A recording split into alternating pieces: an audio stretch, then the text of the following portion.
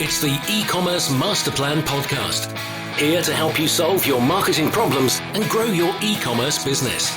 Cutting through the hype to bring you inspiration and advice from the e-commerce sector and beyond. Here's your host, Chloe Thomas. Hello and welcome to this episode of the eCommerce Masterplan podcast. I'm Chloe Thomas, the creator and host of this multi-award-winning show, and it's my aim in every episode to help you find ways to improve your e-commerce business.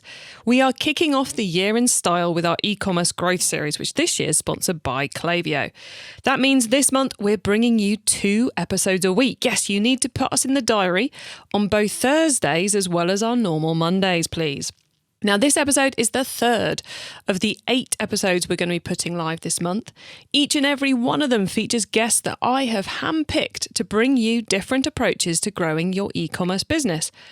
We're covering a lot of different topics this year, so do make sure you listen to them all to get lots of inspiration about what you could do in 2021. In today's episode, I'm chatting to a listener. Hello, Heidi. I'm guessing you're listening to this episode too. And Heidi's achieved great things with her 2 e-commerce businesses in 2020. Not just because more people were buying online, but because her day job dried up, enabling her to concentrate 100% on her e-commerce business. And at the same time, she decided to get focused by hiring herself a business coach. We're going to be talking about shifting priorities, Facebook ads, and she also gets very specific about how to create the Facebook ads that really, really work. Before we get into all of that, please do check out the sponsors. This podcast is brought to you by Klaviyo, the ultimate e-commerce marketing platform for brands of all kinds and sizes. Whether you're an entrepreneur just starting out or you're part of a marketing team at a multinational brand, Klaviyo will give you everything you need to create memorable marketing moments, building customer relationships that keep shoppers coming back time and time again. Get started with a free account today. Visit klaviyo.com/masterplan. That's klaviyo.com/masterplan. And now to introduce today's special guest. Heidi Jarvis is the founder of 2 e-commerce businesses, Boutique Heidi and Garage 79. Launched in 2011 and 2013, they've experienced rapid growth in 2020. Garage 79 is up 1,071%, and Boutique Heidi is up a whopping 4,601% year on year. Hello, Heidi. Hi, Chloe. You must be exhausted. I am a little bit and exhilarated at the same time. It's pretty amazing when you hear those numbers. Yeah, it's phenomenal, and you know, even when at the moment we're used to people saying they're 400% up, 500% up, that's kind of been the norm in the last 12 months. But those, you know, to be hitting the thousands and 4,000 plus is phenomenal. We're going to get into all of that shortly for the listeners, but first off, how did you end up in e-commerce all the way back in 2011? I do have a little bit of an e-com background, but it's more business to business, and I had created websites back 25 years ago for businesses. I had a consulting company for 20 years doing B2B marketing, setting up websites, doing printed material, all the traditional stuff, finding target markets, doing leaflet drops, all that sort of stuff. But it was very commercial, business-to-business focused. So I wanted something totally different. I wanted something that I could enjoy and products that I enjoyed, which is why I came up with the hankies, because I just love hankies. And then the Garage 79 came around because my husband really loved T-shirts and loved designing cars. He's a really good graphic designer, so we created Garage 79 as well. Excellent. Well, let's explain for the audience what those 2 are. So, Boutique Heidi, tell us about your product. So it's just handkerchiefs. We make handmade handkerchiefs. We buy material in from Liberty of London and Japan as well, and some Australian cottons, and we hand make handkerchiefs here in Ballarat. So they're all made locally by a team of seamstress. There's 4 of them that work for me, and they make them, and we package them up. They're a luxury product. If anyone's been to Liberty, they're based on Liberty of London's handkerchiefs, and the experience you have there is I've tried to recreate it in an Australian way and an environmentally friendly way as well. Yeah, it's interesting because hankies, I like that you're selling them as a luxury product, but there's also kind of like that angle of avoiding disposable tissues. Yes, there is. Yes, I mean, they're practical, but our handkerchiefs are about connecting and giving. I was always given handkerchiefs as a child by my mother and my grandmother and my aunties. So I've still got my original handkerchief from a child, and I've got lots of handkerchiefs that I've kept, and people have given to me as souvenirs from Olympics and commemorative events. We do also run an event called Handkerchiefs and Their Stories, which is, I suppose, is the founding basis of Handkerchiefs. My business is that there's a story behind every handkerchief. It's not necessarily the handkerchief, it's the story and the memories that it holds. So it's about giving and connecting with someone else and just having something beautiful in your pocket. It's almost like an adult's little security blanket. You can't go outside without one. So it's not about tissues and versus tissues. It's a totally different experience when you have one of our hankies. I love that, and we may well get into that a bit more later. But so Garage 79 then is all the product is t-shirts. Yes, just t-shirts. We have a few other items, hoodies, a few things. We've expanded into other things in the past, tea towels and posters and things like that. But we've finally just come back to t-shirts and different designs. So my husband designs his interpretation of the car. So and they're fairly older cars. So they're Ferraris and Porsches, and they're his interpretation. They're not an exact replica. His name is Van, funnily enough, and yet he designs whatever he likes and what interests him. So, and there's a lot of classic Australian cars that he designs. So they're made mainly for men and a few women and children as well, but mainly men. Nice. And you mentioned you're in Ballarat in Australia. So where are you selling to? We're selling to mainly Australia. We were prior to sort of COVID, we were selling UK, US and a lot to New Zealand, just with the restrictions that's stopped at the moment. But both stores sell to those locations. The T-shirts sell a lot to New Zealand and the US though. Yeah, it's kind of, I guess what we're saying is you will sell internationally when you can. Yes, if people buy, we will send it. So, yes, we're happy to do that, and we regularly do that in the past. Cool. And what platform are you doing all of this on? We did start up on Big Cartel, and both stores are on Shopify now. And has that been a good move? Yes, I just love the plugins and all the flexibility. It's fantastic. It can be as big as you want it to be. So I really enjoy that back end of things. So Big Cartel's probably easier to use, simpler, but and it was simple when we weren't turning over that much. But now with Shopify, it's just I can keep adding and adding and adding and building, and it's just amazing what you can do. Yeah, it's phenomenal. They managed to build a platform which, if you're doing one order a month, it works for you and the price point's okay. And if you're doing 1,000, 10,000 orders a month, it still works for you. Yeah. And the price point's still okay. It's quite remarkable they've managed to create tech that does that, because it's kind of nigh on impossible, it seems, in other areas. Their customer support is just amazing. It's just fantastic. Doesn't matter what time of the day you can get on, have a live chat. They can fix the problem. They can give you advice. It's really, really good. Anyone out there who's interested in giving Shopify a go, you can find details of whatever their latest offer is, and lots of interviews with other Shopify merchants at ecommercemasterplan.com/Shopify. Now, Heidi, you mentioned you love Shopify because of the widgets, the plugins. Any particular ones you'd like to recommend to the audience? So I'm a big fan of widgets, and I listen to this show just to find out about the latest things.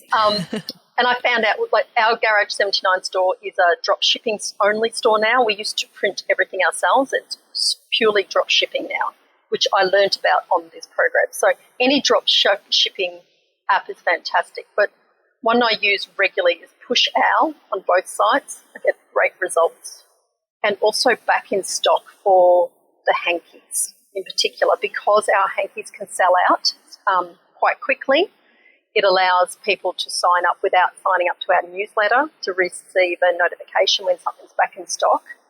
So I can actually notify people quite quickly by SMS about a particular product without them reading the whole newsletter. So if they're just wanting to find out one product, it's been fantastic, back in stock. And how many of you are there on the team running these businesses? So there's me. My husband works full time at another job, so he does. He helps and he designs and he does all the artwork and everything. But it's just me, and we have seamstress and people helping now because of our volume. We've actually got a few people helping to package. That's it. Nice and streamlined and flexible at the moment, but It is very. But a lot on your shoulders. It is. But the drop shipping with Garage 79, I don't touch an order for them. So that makes a huge, I'm not packing hundreds of orders. That makes a huge difference. Yeah, it's like that whole bit is just taken care of for you so you can focus on driving the sales. Yes. It's an amazing system. Amazing. As I said in the intro, you're up over 1,000% on Garage 79 year on year. You're up over 4,000% year on year on the handkerchiefs, Boutique Heidi. We have heard a lot this year of people being up XYZ percentage because of what's been going on. But for you, it's been less about a consumer influx, more about the fact you've actually had the time to devote to the businesses.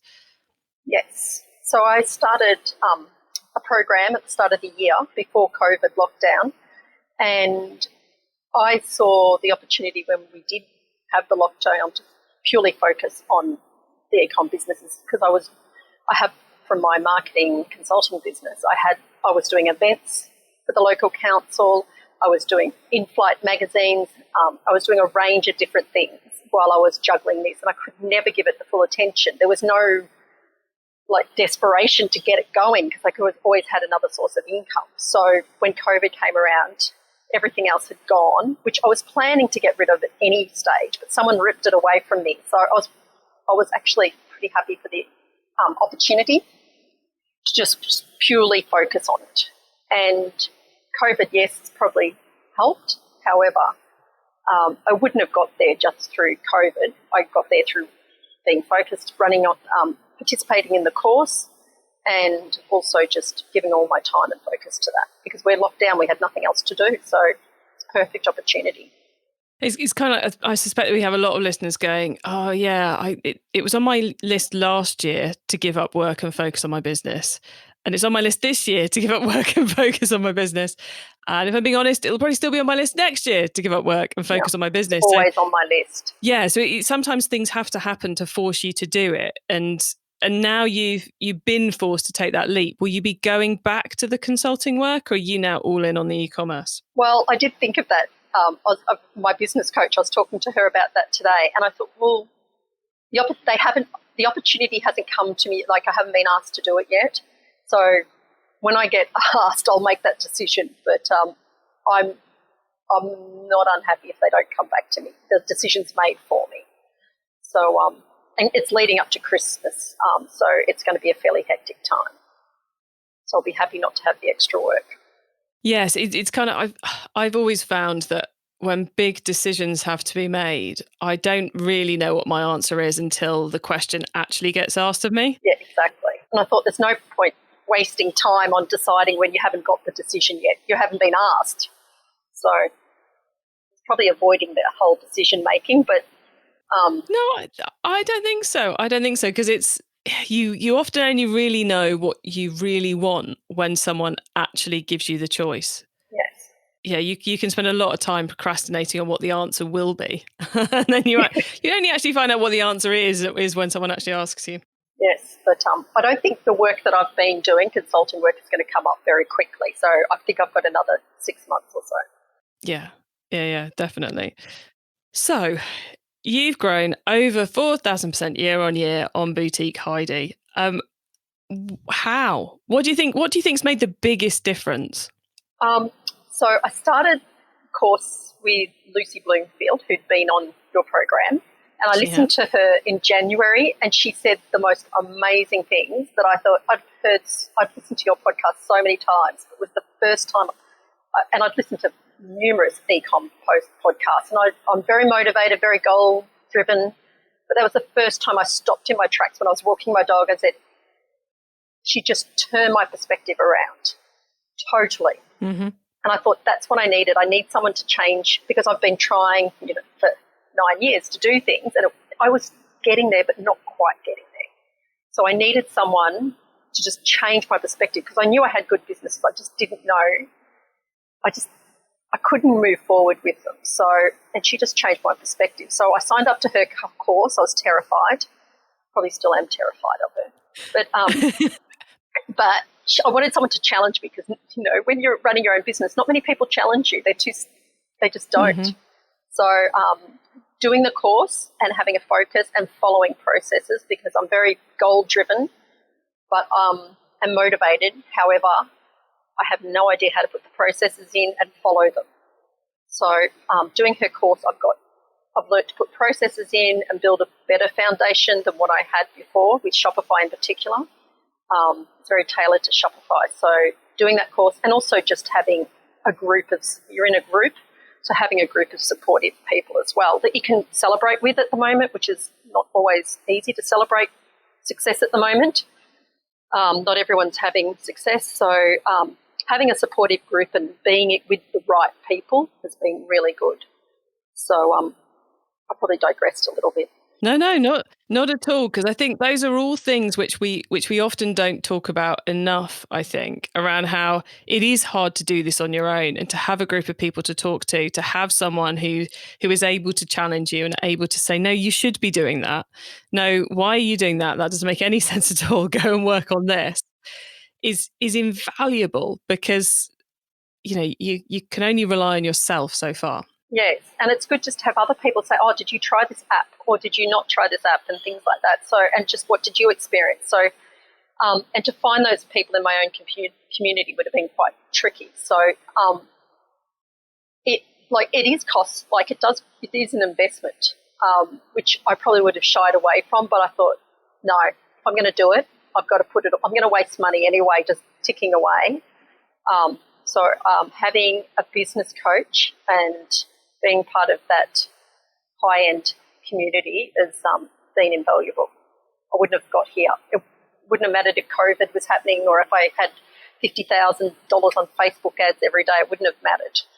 Still wouldn't have got there. So having that support has clearly been invaluable. But you mentioned a couple of things which I wanted to drill into. One of which was when we were talking about the handkerchiefs, you explained that the handkerchiefs you're selling, the business is all around that gifting, that memories, that relationship, kind of that story as such, which is something we seem to talk increasingly about on the podcast these days. Is that something, getting that story and that messaging right, has that been central to growing that business? Yes, definitely. So our most successful Facebook ad that we've had is, funnily enough, not me. Lucy my coach kept saying, make an ad where you talk, make an ad where you talk. And I go, no, I don't really want to. So my 11-year-old son videos everything for me. So he videoed me opening one of my hankies and showing it, because people wanted to see the hem. People are very wanting to know the detail about the hanky and how it's packaged. So they're in little paper pockets. They're not in plastic, things like that. So I just did it. He just did this 30-second video of me opening a hanky with my hands. And I think we're up to 350,000 views. And from an 11-year-old boy making my videos, he films everything. It's fantastic. So, and they're quite organic.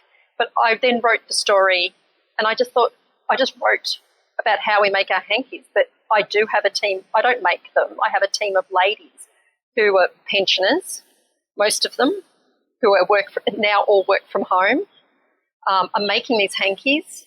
They've got years of experience. Lots of them have worked in institutions of textile institutions. So they're iconic businesses, and people can relate to them. And then I talked about why I loved hankies in that ad, and it was all. That's why I started the business. I was just completely honest. I mean, I didn't think about, how will I sell this? I'll just say, no, this is my business. This is how we make them. This is why we make them this size. This is why they're in a paper pocket, because I want to be environmentally friendly, and I want you to be able to give them. I want you to know they're printed, that they're from Ballarat, so when you send them overseas, people know. And I want you to be able to give this knowing that it's made with love. And so it was quite, although it is my story, I mean, I didn't realise how honest and truthful, I just wrote the story. So that ad's just been hugely successful for us in having that story and sharing that.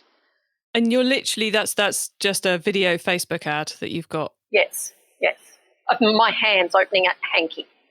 I haven't launched the one of me talking, speaking about, I've got one ready to launch about why I love hankies. But I've also had this exhibition, and part of my blog I share these hanky stories. So people send a picture of their hanky in and their story about why they love it. So they could have acquired it from their mother, or it could have been a gift. It's just, and some people don't even have the hanky because it might be with a buried loved one. So they have a story about that process or why they gave it to that buried loved one. So they're beautiful stories and memories. It's all the hanky.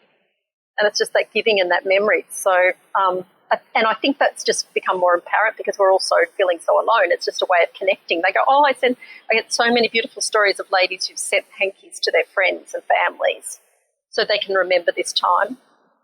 I both love the fact that you're demonstrating something which we talk about a lot in business in general, not just in e-commerce, which a lot of people, me included, struggle to do, which is to kind of reveal the human behind the business.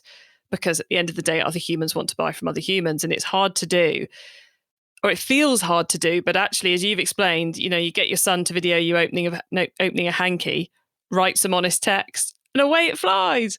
I know. I don't like.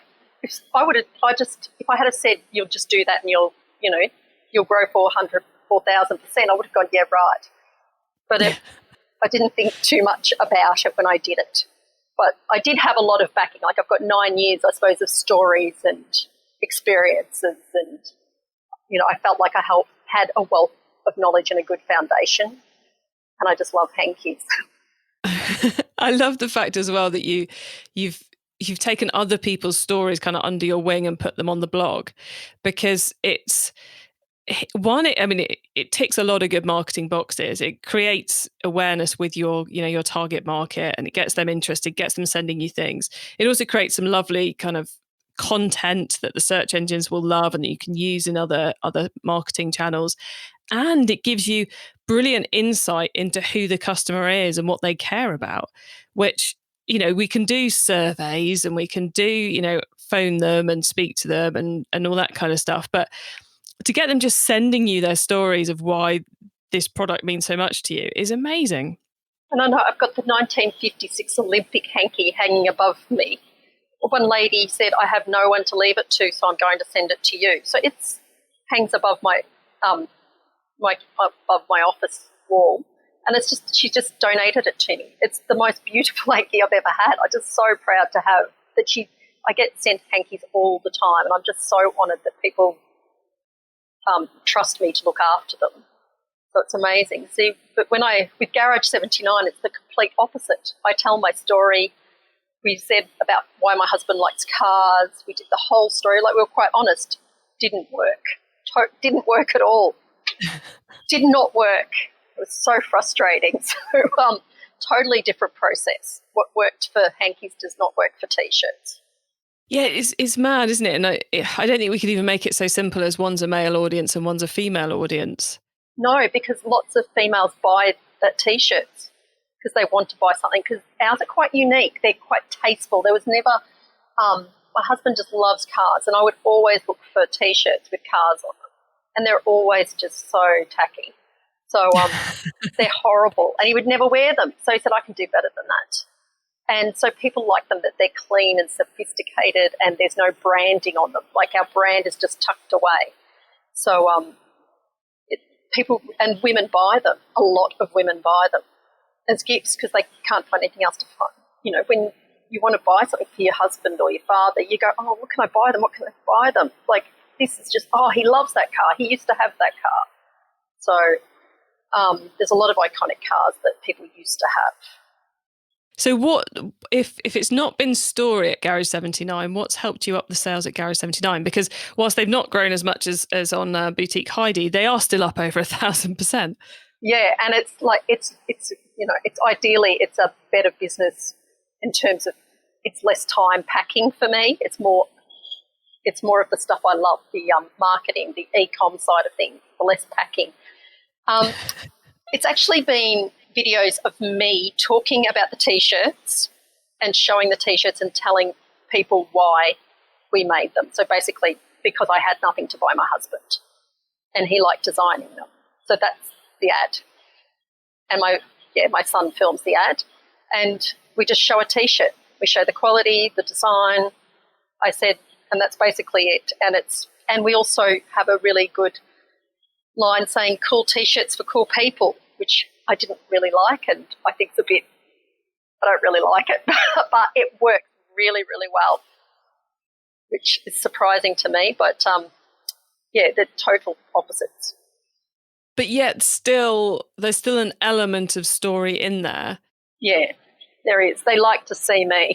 Yeah, it's kind of you're showing there's a human behind the business. This is the person who designed it, and you're kind of focusing it in on one individual product. Yeah. Product by product. Yeah, So and it's not even my husband in it. It's me. It's just me. Because I just wanted, because he has another job as well, and I just wanted to be able to say, okay, to my son every weekend, okay, let's do this video. So it became really fluid and easy, and we could just put it up quickly without going, oh, where's your time? Have you got time? I wanted to make the process as automated and as easy as possible that my son and I have got now just this, okay, this is what we do. So I've tried to automate our delivery of our ads automate them so they're quite easy to make. It's not like, oh God, what do I have to do? What am I going to wear? We've just got a template now. So that's helped a lot. If you can take that thinking out of even the manual processes, it does streamline things a lot, doesn't it? Yes, yeah. So that's helped a lot because I put it off, I think, for 3 months of, I've got to get my husband Van to get in it. He won't want to do it. Oh, what are we going to say? So now I've got a script and I say the same thing pretty much every time in a different T-shirt, and I wear a different T-shirt, and so it's pretty good. Yeah, and I completely get why it worked with it being you, and with, the reason you started the business was because you couldn't find a T-shirt for your husband, because that completely resonates with a huge pile of your audience.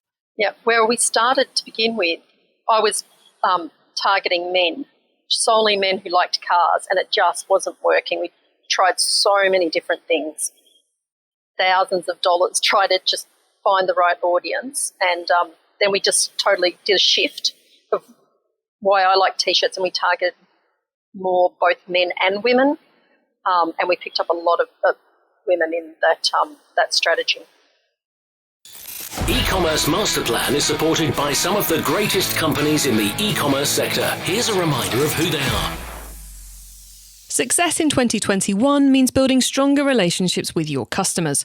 Last year saw a lot of consumers switching to buy online, leading to surges in new customer acquisition. So how are you planning on turning your new first-time buyers into profitable repeat customers?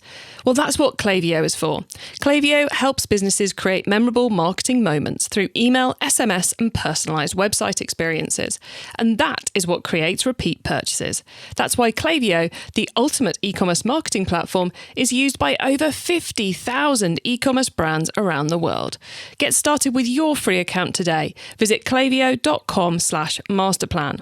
That's klaviyo.com/masterplan. It's time for the top tips round. Okay, I love this section, and Heidi, you know this section because you listen to the podcast all the time. So as you know, and as I know, the top tips section gives all of us some really quick ideas for taking our businesses to the next level. So Heidi, you ready for these? Yes. I would hope you are, because I know you've listened to this a lot. I've been thinking about this all my life, I think. Yeah, so no fillers, no ums, no ahs. We're gonna go straight to your answers for these ones. No pressure at all. Here we go. The book top tip. If everyone listening to this podcast agreed to take Friday off and read a book to make their business better, which book would you recommend? Atomic Habits by James Clear. I've not come across that one. What's that one about? I'm so excited you said that. You don't often say that. No, I almost never say that. I know. I thought you know this. It is absolutely amazing. I've read a lot of books that are sort of more big picture. This one is about habits, about creating routines, about success, because I'm being quite goal-orientated and motivated, and I can break things down into small goals. But this, and then you think, well, how the hell do I even get to that first goal or that first step? He helps you create the habits, the personal and business, to get to your goals. It is absolutely mind-blowing. I just love it. I've been listening to it as an audio book, and just having his practical tips and strategies. Like, he's got a 2-minute rule that if you try and you have it for 2 minutes. So if you want to start running, it's a marathon. You don't think about the marathon, you think about creating a running habit. So you just go out put your running gear on, you run for 2 minutes, and then you just come home. So you do that and you create the habit of running. You don't actually think about how far you're going to run. You actually then put yourself, and then you can build on your habit. So I found it really helpful to make my personal life a lot clearer and automated. Then I can focus on work because everything else is automated in my personal life. So, and I'm introducing it now more into my work as well. Nice. But it's about automating. I think, like Shopify, automating everything. This is about automating your thinking and your habits and processes. I like that because often that type of book talks more about the strategy and less about the practicality of actually getting it done. So a practical one is always good. Sounds like I need a bit of that. Yeah, there's no strategy. It's all about the little things. And you take things away every time you listen to it. And he's got lots of worksheets and practical things on his website as well. Excellent. Okay, Heidi, next up is the traffic top tip. Which marketing method do you either prize above all others or think doesn't get the press it deserves? Probably a lot of people know about this, but I was reluctant to agree with this probably 6 months ago, but Facebook ads. It's been the sole reason of our success. So 6 months ago I would have said, no, don't think so, don't trust them. But we wouldn't be where we are without them. 20 years ago, I used to have to put a print ad in the newspaper. Wouldn't know who would read it. So for me, like, being able to segment and drill down who looked at what ad and why they looked at it, and if they clicked, it's just, the data you get is amazing. Cool. Okay, the tool top tip. Maybe a collaboration tool, a social media plugin, a phone app, or just a way of working. Is there a cool little tool you use that makes you and your team more efficient from day to day? I thought a lot about this because this is what I've got very good at. Look, I've just set up Monday and I'm very good at setting things up. I'm using Atomic Habits to help me create good habits in using it. So at the moment, I'm finding Monday to be very helpful and keeping track of things, and working with my business coach as well. It's been really valuable. However, I need to work on my habits of using it a lot better. So initially, it's great. Yeah, it's setting it up is step one. Yeah, I'm great at setting up. Using it is a whole other question. Okay, the growth top tip. If you met someone today who's focused on growing their e-commerce business from 100 orders per month to 1,000, what would be your number one tip for them? Get a business coach in e-com. It makes the world of difference. It's worth the money, definitely. Simple as that, guys.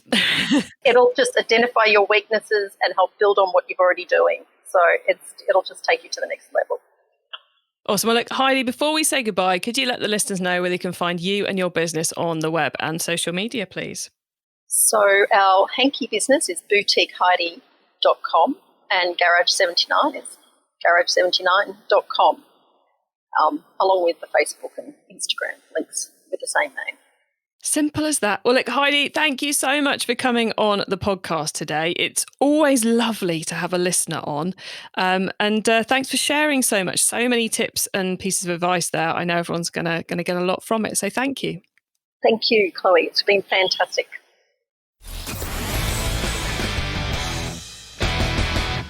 Wow, just so many bits and pieces there. Ideas, inspiration, tips, practical advice, so much that Heidi gave us all there, which I think often happens when we get a listener on, because as a listener, you know exactly what you're all wanting. I particularly like, my favourite parts of this were the two different ways she talked about going about bringing story into the mix. We all know we have to do it on our marketing. Certainly something we learned with all that the world brought us in 2020 is you have to get that emotion out there, and storytelling is a great way to do it. And look, the fact she went deep into how to use story in Facebook ads I thought was super helpful too. Huge growth that she's managed to create through focus, and it really does show the power of committing and of removing obstructions and of getting help from others when you need it. That coaching and support groups to give you that bit of accountability as well, which you may be sitting there thinking, well, I've got a team of 20 and we've been doing this for years and we all do this full time. How do we, does this make any difference to us? Well, I think it doesn't matter how long you've been doing it. You can always get more committed. You can always take another look and go, what am I doing that I really shouldn't be bothering with? And there's always room for getting outside help and advice. Well, look, to get your hands on the notes from today's show, including those marvellous top tips and links to all the things that we talked about, head over to ecommercemasterplan.com/podcast. And there you can also get yourself registered for our very special 2021 planning webinar. Yes, because in January we are giving you so many ideas that you could use to grow your business. I wanted to give you some help about working out which of the ideas you should actually do, because that's where the success comes from. It comes from both committing to something and deciding what you're going to do, and it also comes from trying to commit to the right things too. And that's what this planning webinar is going to be all about. I'll be telling you more about it as the month goes on, but right now I can tell you two key things. First off, it's happening in the first week of February. So that means you can get all your Christmas stuff and all your January sales, all those tasks completely out of your hair before we do it. It also means right now you can save your space for free by going to ecommercemasterplan.com/webinar. Yes, I might not have a date for it as I'm recording this, but as you're listening to this, I may have the date organised, in which case that means you'll be able to find the date by heading to ecommercemasterplan.com/webinar. And of course, whether the date's there or not, you can sign up to make sure you're going to get access to that when we're doing it. Okay, whilst this month on e-commerce master plan, we're bringing you our e-commerce growth series sponsored by Klaviyo. Over on our little sister podcast, Keep Optimizing, we're all about getting your e-commerce marketing foundations right, your team, your tech, your analytics, and more. You can find Keep Optimizing on your podcast app of choice. Just search Keep Optimizing or head to keepoptimizing.com to find out more. And we're spelling it with an S, not a Z. Right, enough of talking about other things. What is happening right here on the podcast, this podcast, in the coming weeks? Well, this has been the third episode in our 2021 growth series sponsored by Klaviyo. And on Thursday, our next episode will go live. And in that, we are going to be looking at how selling on marketplaces can help you diversify your customer base in order to reduce the risk of something big and bad happening, like a pandemic. Now, even when there's not something as big as a pandemic going on, it's always good not to have all your eggs in one basket. Now, I bring you a new interview every week because I want to inspire and help as many e-commerce business owners as possible to succeed and thrive with their businesses. So please do tell other e-commerce business owners you know about what we're up to this month, because I'd love to help them too. I hope you have a great week. Keep optimizing. Thank you for listening to the e-commerce master plan podcast. Find out more at ecommercemasterplan.com/podcast.